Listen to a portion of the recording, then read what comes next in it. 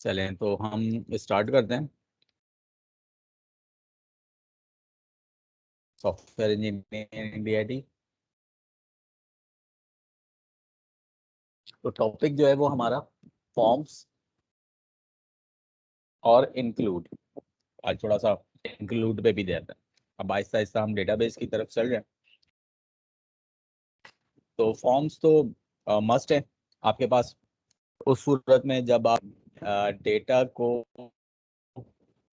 Input करवा के database तक लेके, और डेटाबेस से डेटा जो है वो आप वापस HTML में लेके जा रहे हैं। मतलब यूं कहें कि सेंड और रिसीव में आप ये इस्तेमाल करते हैं।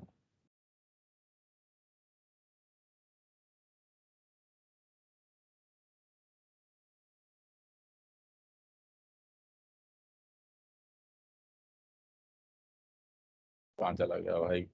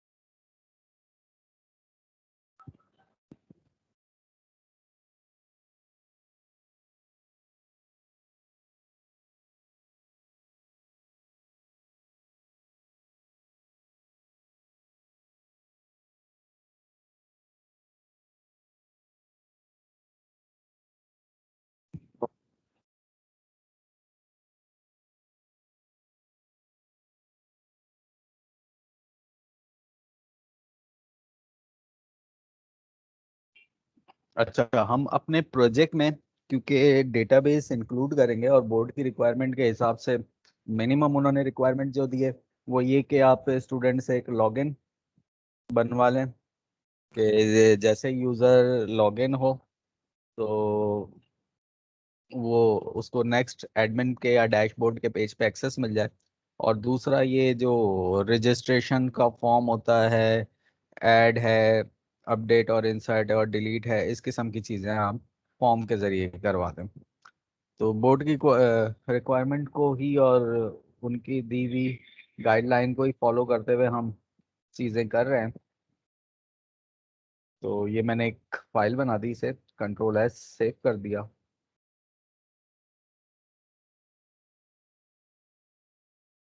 अपना जैम सर्वर की सर्विसेज को ऑन कर देता हूँ।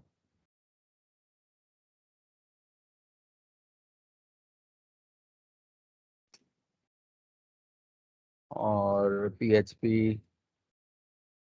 12 में मैं फोल्डर में अपने सेव कर लेता हूँ login.php।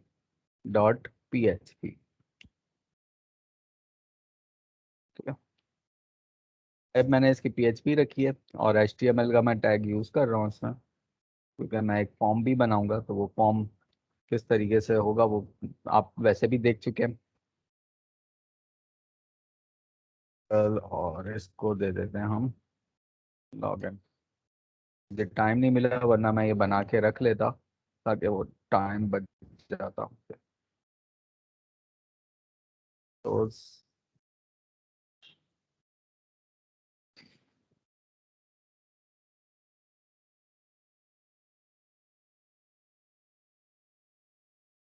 बॉडी ओपन और बॉडी क्लोज और HTML भी क्लोज। Ctrl+S सेव कर दिया। फॉर्म तो हमारा जाहिर सी बात है वो HTML में ही चलेगा। और यहाँ पे मैं H2 को यूज कर रहा हूँ, लॉगिन टू फॉर्म, जिसका मेथड होगा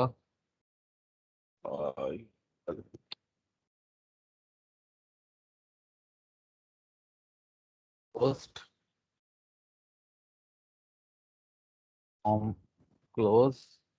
Ctrl+S और रीलोड कर दिया हमने, सॉरी सेव कर दिया पेज को साथ साथ।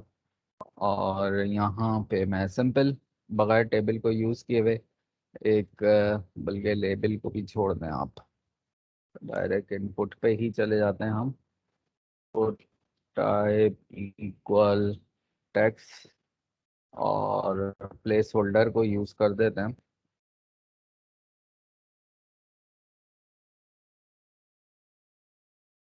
दे दिया सिंपल यूज़र नेम। यहाँ पे input type equal text place holder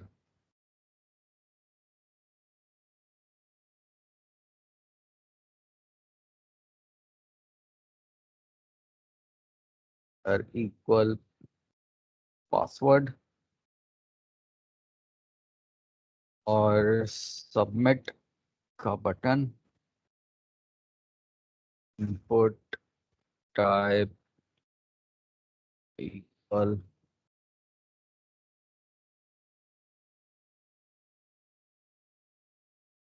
value equal login. और इन केस अगर यूजर नेम पासवर्ड ना आ सके, वो कोई भी मिस्टेक हो, तो forget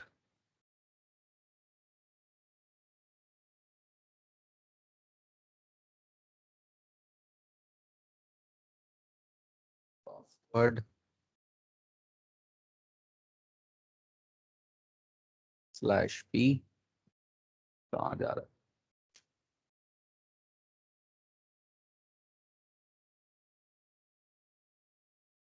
A H reference equal और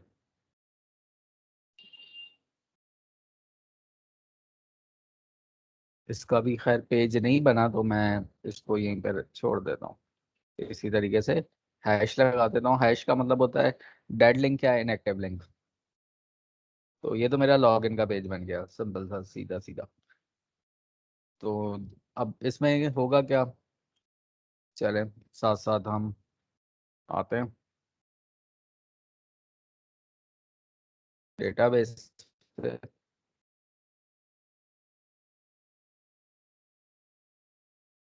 लोकल होस्ट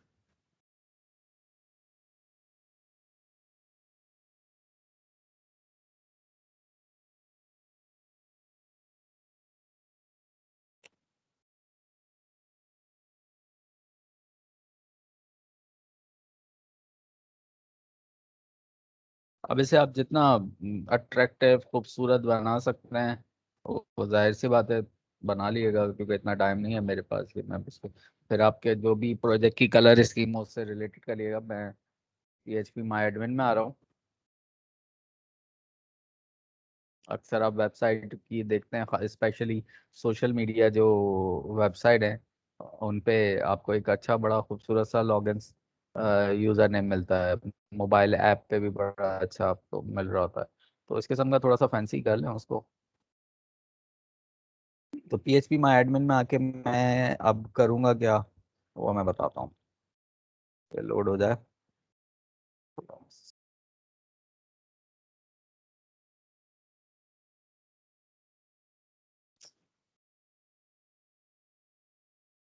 तो डेटाबेस तो आपके पास अगर बनी हुई है, अगर आप स्टूडेंट मैनेजमेंट सिस्टम बना रहे हैं तो एक स्टूडेंट की डेटाबेस बना लें। अगर आप एम्प्लॉय पे बना रहे हैं तो आप एक एम्प्लॉय की डेटाबेस बना दें। जैसे मैंने एक डेटाबेस क्रिएट कर रहा हूँ, शुरू की क्लासेस में मैं डेटाबेस क्रिएट करना बना बता चुका हूँ।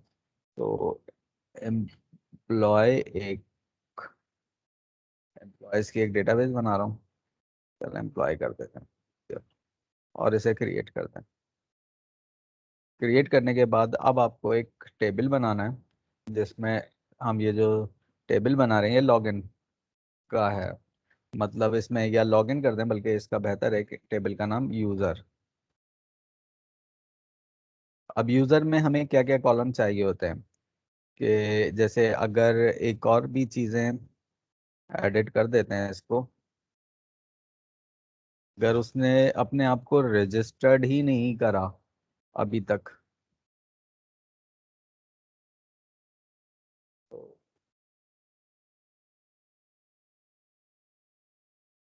ऐड न्यू यूजर, या हम कहेंगे वो भाई रजिस्टर्ड न्यू यूजर, जो भी आपने बना दिया। तो इस पे अगर उसके पास यूजर नेम पासवर्ड नहीं है तो वो फॉरगेट पे नहीं जाएगा, बल्कि वो ऐड न्यू यूजर पे जाएगा, अपना यूजर नेम बनाएगा, पासवर्ड देगा और फिर लॉगिन होगा। तो बिल्कुल यहीं पे आते हैं हम।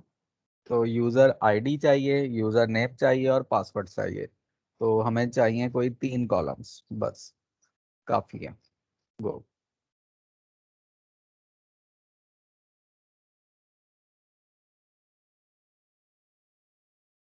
तो यूजर डैश आईडी, जो कि इंटीजर होगी और वैल्यू 10 कैरेक्टर्स तक चली जाएगी। उसके बाद यूजर नेम, उसके बाद पासवर्ड। यूजर नेम उसका होगा वॉर्चार, पासवर्ड भी होगा वॉर्चार। और यूजर नेम हमने कहा कि बहुत बड़ा हुआ तो 50 कैरेक्टर्स तक जाएगा। इसी तरीके से पासवर्ड भी वो 50 कैरेक्टर तक रख सकता है। और यहाँ पे हम इसको इंडेक्स की लगा देते हैं, प्राइमरी की।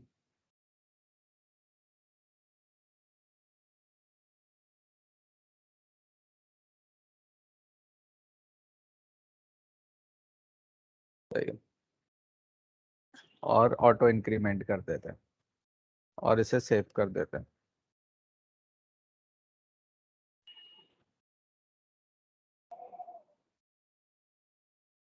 तो ये एक यूजर आ गया, और ये यूजर का टेबल है, इसका स्ट्रक्चर है।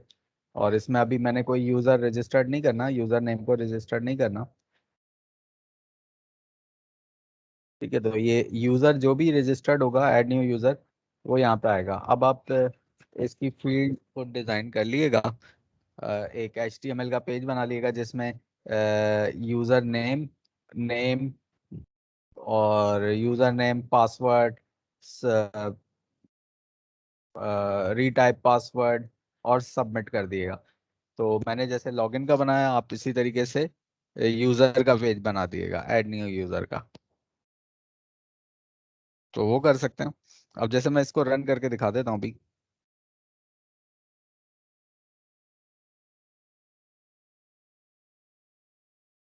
तो लोकल होस्ट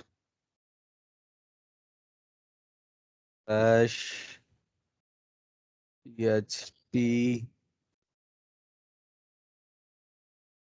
12 और लॉगिन।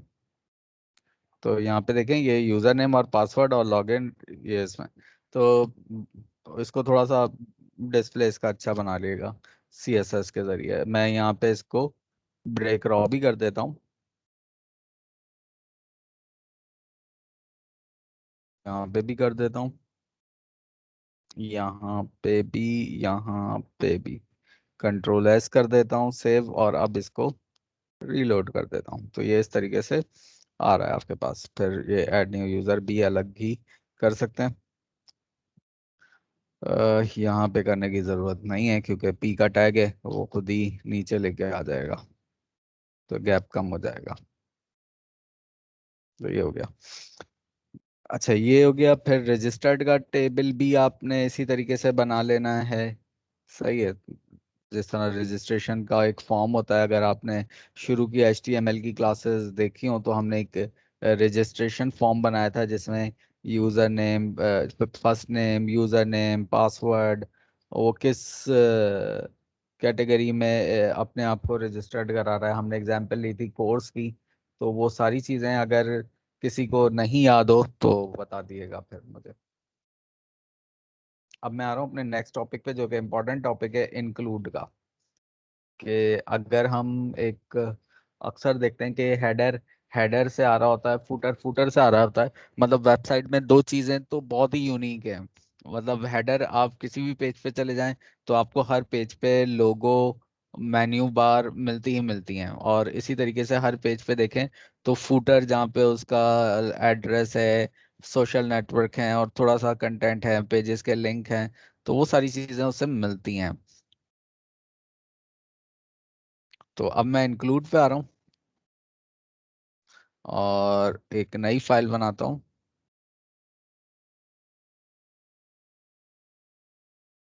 इसे मैं सेव कर देता हूँ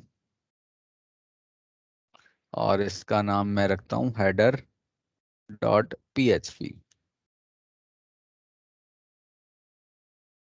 ठीक है, ये header.php है। और इसमें मैं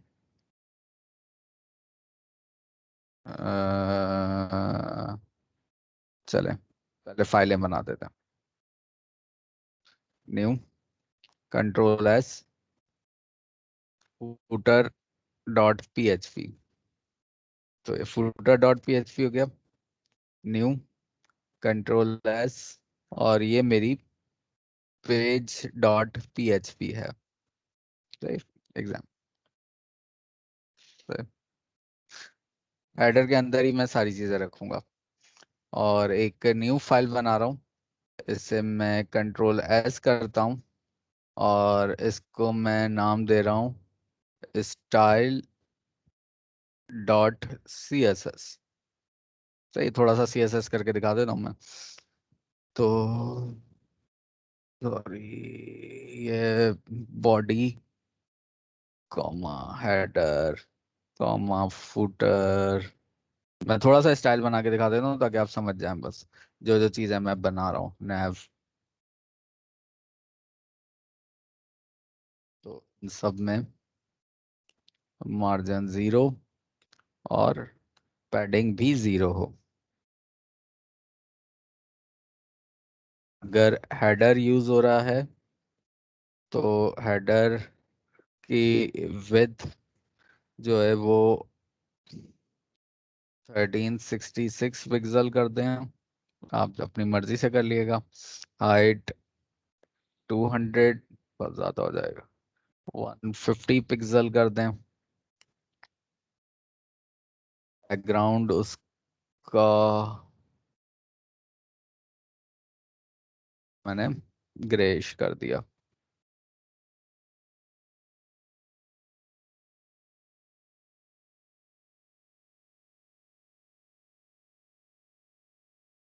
100 पिक्सल कर रहा हूँ। पैडिंग 50 पिक्सल कर रहा हूँ मैंने चारों तरफ से, मतलब टॉप राइट बॉटम लेफ्ट तरफ, सब तरफ से 50 पिक्सल होगी। उसके बाद मैं एक क्लास बना रहा हूँ डॉट लोगो की। सिर्फ लोगो बना लगा के दिखा दूंगा, मेन्यू लगा के दिखा दूंगा। बाकी क्योंकि मैं अपने प्रोजेक्ट में पहले ही बता चुका हूँ तो वो दोबारा मुझे रिपीट करने की जरूरत नहीं रहेगी।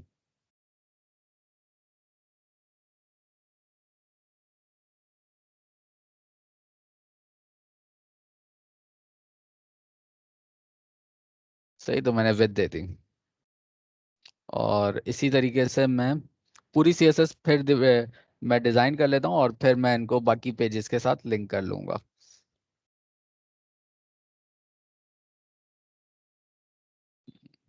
सही।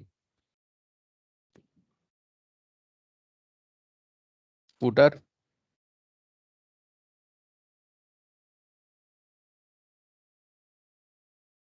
जिसकी विड्थ 1366 पिक्सल, हाइट 250, चले 200 पिक्सल। 50-50 मैं पैडिंग दे देता हूँ चारों तरफ से, जैसे मैंने हेडर में दिए। कोई भी चीज़ समझ में ना आए तो भाई पूछ लिएगा। बैकग्राउंड इसको मैं ब्लैक कर देता हूँ। ठीक है, कंट्रोल S। चले, अब सबसे पहले हम पेज में आते हैं।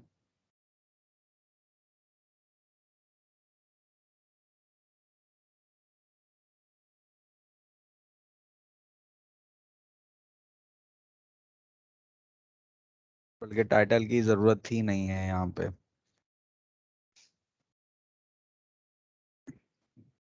देना चाहें फिर भी एक HTML स्टैंडर्ड है, तो मैं सोच रहा था कि दे दूं या नहीं दूं। फिलहाल खाली छोड़ देता हूँ मैं।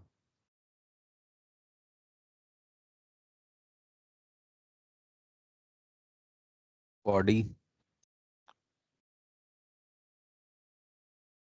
बॉडी क्लोज और स्लैश HTML क्लोज। ये मेरा पेज है। पेज का मतलब है कि वो हेडर और फुटर के बिटवीन जो चीज़ें ओपन होती हैं, जिस तरह मैंने दे दिया H1, welcome to my business, H1। और इसके लिए थोड़ा सा मैं पैराग्राफ में थोड़ा सा डमी टेक्स्ट ले रहा हूँ। अभी HTML का टैग नहीं है तो HTML की टाइप नहीं है, तो वो लॉरेम लिप्सम आता नहीं है। तो मैं चलें यहाँ पे कुछ डमी टैग्स दे देता हूँ ताकि ये पता लगे। चलें भाई, ये हो गया मेरा पेज। और करना मुझे सिर्फ ये है कि वो जो मैंने स्टाइल बनाया, link related equal style sheet और H रेफरेंस इक्वल, और स्पेलिंग गलत हो गई स्टाइल की, सॉरी। तो STYELE.CSS।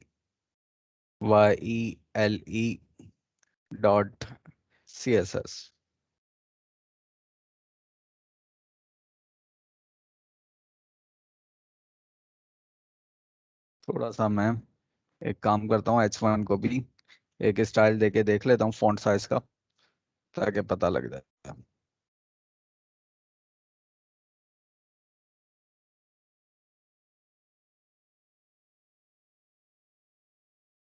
कलर, चल। अब मैं अभी सिर्फ page.php को रन कर रहा हूँ, चेक करने के लिए कि मुझे पता लग जाए कि ये मेरी फाइल CSS इससे लिंक हुई या नहीं हुई। तो सही है, गुड। अब करेंगे क्या, असल काम। तो इसी तरीके से आपने हेडर बना लेना है, इसी तरीके से आपने फूटर बना लेना है। मैं हेडर बना के दिखा देता हूँ। मैं ये आ गया हेडर में। सबसे पहले मैंने इसी HTML को कॉपी करा, पेज वाली CSS को, और इधर पेस्ट कर दिया। यहाँ पे बॉडी में मैंने हेडर का टैग ओपन करा और हेडर का टैग क्लोज कर दिया।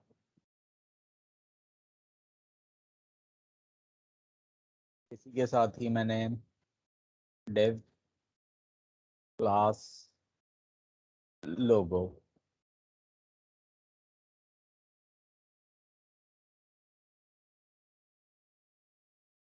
बिजनेस। अब वो, अगर आपका लोगो पिक्चर में हो तो आप पिक्चर में लगा दिएगा IMG करके। तो ये हेडर हो गया। इसी तरीके से इसमें मेन्यू वगैरह नेविगेशन लगानी हो तो नेविगेशन लगा दिएगा भाई।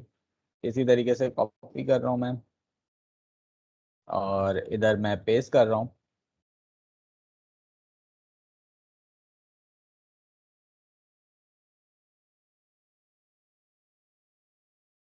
कर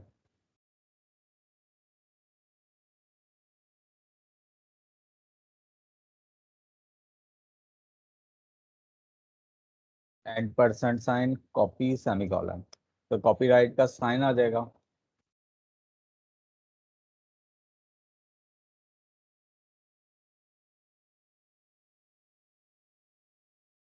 जो भी देना हो वो दे दिएगा आप। सही है, तो मैंने ये दे दिया। तो मैंने 3 फाइलें बनाई, page.php, header.php, footer.php और उनकी स्टाइल शीट। अब जो हमारी मेन फाइल होती है वो कौन सी होती है, हमारी इंडेक्स फाइल होती है। Ctrl+S। तो मैंने यहाँ पे बनाया index.php, और यहाँ पे मैंने PHP का टैग यूज किया, क्लोज कर दिया। अब मैं उन फाइलों को इंक्लूड करा रहा हूँ। इंक्लूड,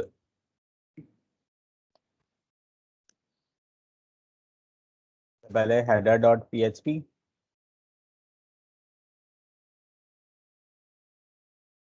कर लेता हूँ। पेज और फुटर।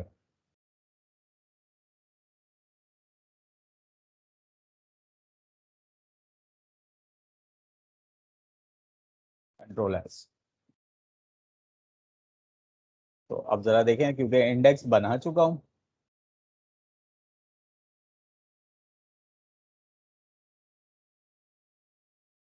लाइन नंबर 3 पे सिंटैक्स इसमें पत्ता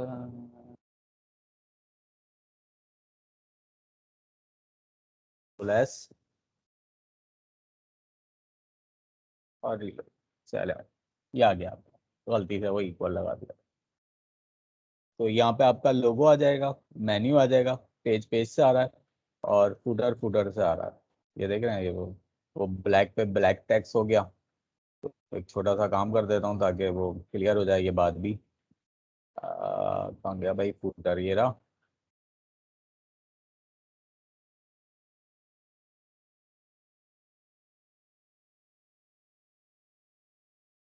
और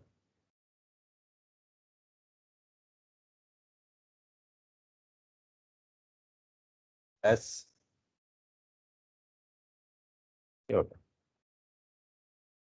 तो ये एक छोटा सा एक CMS टाइप आइडिया है, जैसे लाइक वर्डप्रेस, मजेंटो, शॉपिफाई भी तकरीबन कुछ चीज़ों में डिपेंड करता है वो थीम के ऊपर। तो अब हेडर हेडर से आ रहा है, फुटर फुटर से आ रहा है, पेज में जो भी चीज़ें होंगी वो बीच में आती रहेंगी। अब अगर आपका पेज होम है तो होम पेज डॉट PHP कर लें, कॉन्टैक्ट कॉन्टैक्ट, और इसमें सारी चीज़ें। तो इसमें आप देखें कि आपका फर्स्ट पेज जो है, इंडेक्स, ये रहा, वो सिर्फ इतना सा रह गया। तो वो सिर्फ उसमें फाइलें इंक्लूड होके आ रही हैं। हालांकि ये अब मेथड बहुत कम जगहों पे इस्तेमाल होता है, पर क्योंकि कोर्स आउटलाइन में मौजूद है कि इंक्लूड फाइलें करना सिखाने हैं बच्चों को, तो वो मैंने करा दिया। किसी का कोई क्वेश्चन है तो भाई ज़रा क्विकली कोई चीज़ इसमें पूछना चाहें तो ज़रूर, कोई चीज़ समझ में नहीं आई हो।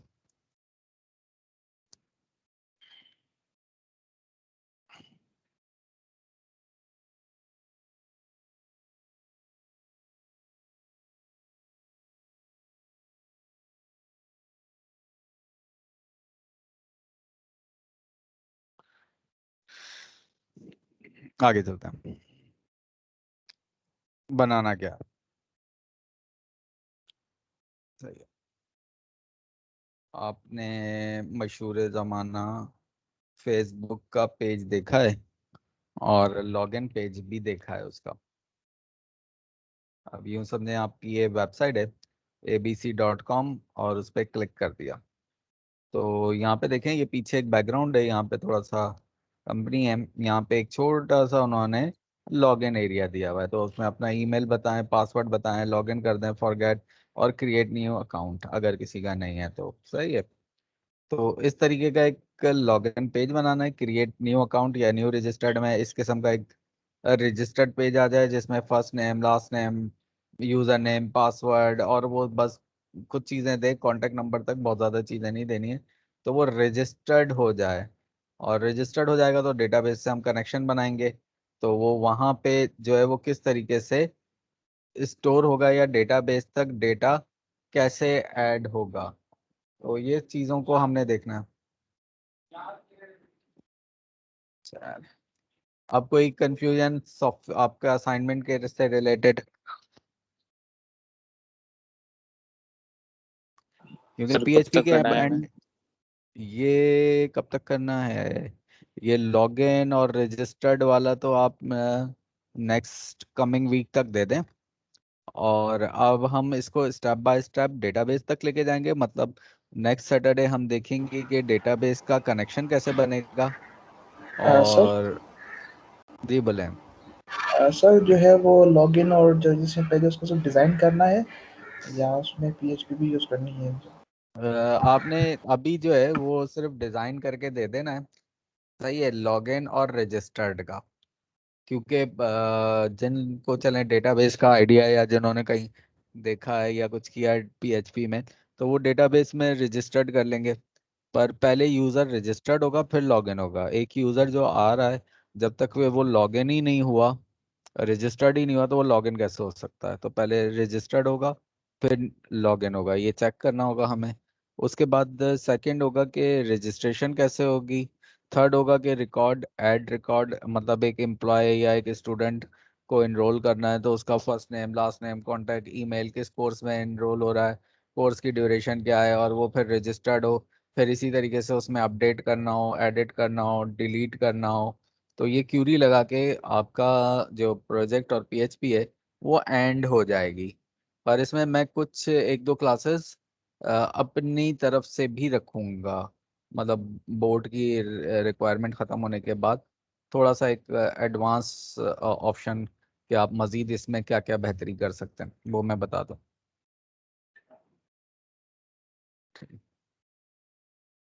कोई क्वेश्चन अब किसी का?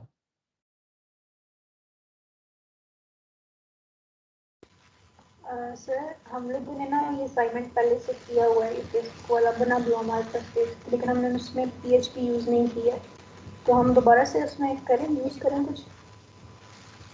देखें, मैंने इसीलिए कहा कि जिन लोगों ने अपना प्रोजेक्ट बनाया हुआ है और उसमें उन्होंने लॉगिन और रजिस्टर्ड का पेज बनाया हुआ है, तो एक दफ़ा वो मुझे फाइल सेंड कर दें, मैं देख लूंगा उसे, या उसके स्क्रीनशॉट मुझे भेज दें कि ये चीज़ें बनी हुई हैं। तो अगर उसमें बोर्ड के स्टैंडर्ड से कोई चीज़ नहीं होगी तो मैं बता दूंगा कि ये नहीं है। और जो बनी हुई है तो फिर गुड, और बस सिर्फ उसमें डेटाबेस और पीएचपी को लिंक करना पड़ेगा। कोड सेंड कर दूँ?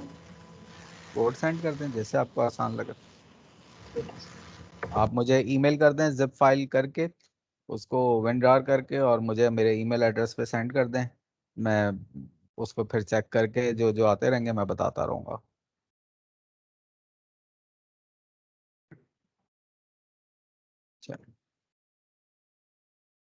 चलें, तो फिर नेक्स्ट क्लास में हम इंशाल्लाह इसको आगे लेके चलेंगे, डेटाबेस कनेक्शन पे जाएंगे, और एक क्यूरी के ज़रिए, अभी हम फॉर्म के ज़रिए नहीं, कि डायरेक्ट क्यूरी के ज़रिए रिकॉर्ड कैसे ऐड होगा वो देखेंगे।